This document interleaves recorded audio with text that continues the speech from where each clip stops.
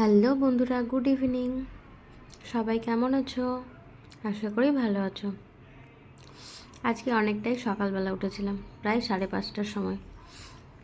আগের দিন অনেকটাই তাড়াতাড়ি ঘুমিয়ে গেছিলাম, প্রায় 9:30 10টার দিকে।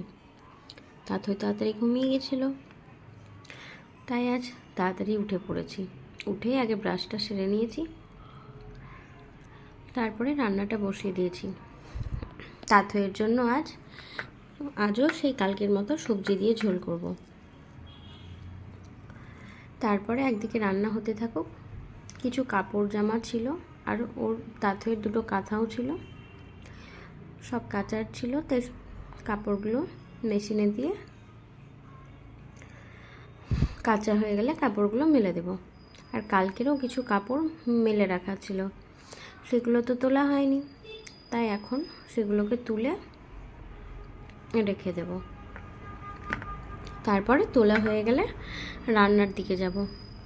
যেগুলো বসানো ছিল, আজকে দুপুরে করেছিলাম ভাত, মোচার তরকারি, সব সবজি দিয়ে যে ঝোলটা হয়েছিল, মাছ আর উচ্ছে ভাজা।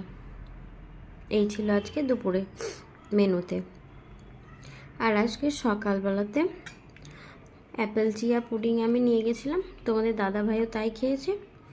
আর তাথের পেটটা একটু ঠিক ছিল না বলে ওকে একটু ভাত খাইয়ে দিয়েছিলাম সকালবেলাতে। তারপরে গরম জলটা খেয়ে নিয়ে বাকি রান্নাগুলো সেরে নেব। দেখো অনেকটাই, আজ এখন 7টা বাজে, আর এই সময় সূর্যি মামার মুখটা দেখা যাচ্ছে। আমার ঝোলটা কমপ্লিট হয়ে গেছে, এদিকে মোচাটাও সেদ্ধ হয়ে গেছে। এবারে মোচার মশলাটা করে নিচ্ছি, তারপরে রান্না করে বেরিয়ে পড়বো স্কুলে যাওয়ার জন্য। স্কুল থেকে ফিরে গেছি, সন্ধে তো দেওয়া হয়ে গেছে। এবার কাপড়গুলো যেগুলো মেলা ছিল সেইগুলো শুকিয়ে গেছে বেশিরভাগটাই, তাই সেগুলোকে গুছিয়ে ভাঁজ করে জায়গা মতো রেখে দেব।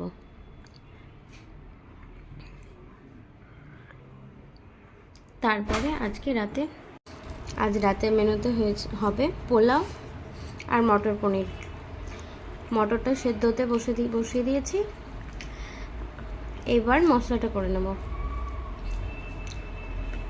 পেঁয়াজ, কাঁচা লঙ্কা, রসুন, মগজ, কাজু, কিশমিশ আর টমেটো সব কিছু একসাথে কড়াইয়ের মধ্যে একটু জল দিয়ে সেদ্ধ হতে বসিয়ে দিয়েছি। তারপর মশলাগুলোকে ঠান্ডা করে নেব, নিয়ে ব্লেন্ডারে ব্লেন্ড করে নেব।